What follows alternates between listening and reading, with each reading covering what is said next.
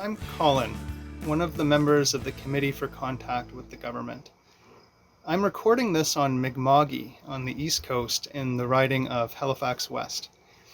I believe that it's extra important to find ways to engage during this election, and I'm happy to be part of the wider church community as we work through these big issues together.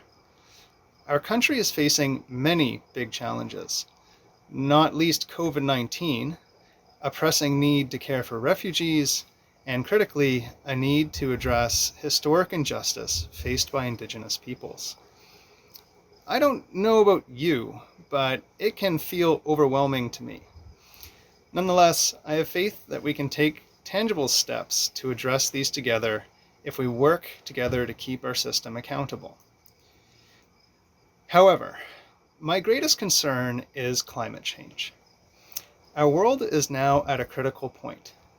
The Intergovernmental Panel on Climate Change recently issued a report that found that it's likely that our current emissions, the ones we've made to date, will cause global heating to rise above 1.5 degrees Celsius, the level needed to sustain our current way of life.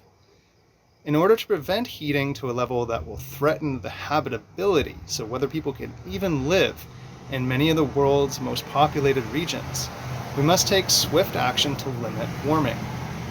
Failure to do this will result in a world that is less stable, where there's significantly more human suffering, and is a worse place to grow up.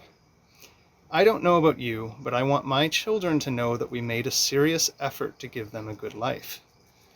This election, I will ask my candidates in my riding what they are doing not just to help Canadians reduce their emissions, but the steps they're taking to help people from all walks of life reduce their impact. Right now, it's really expensive to live in Canada, and it's also expensive to reduce emissions. Many Canadians are feeling the pinch.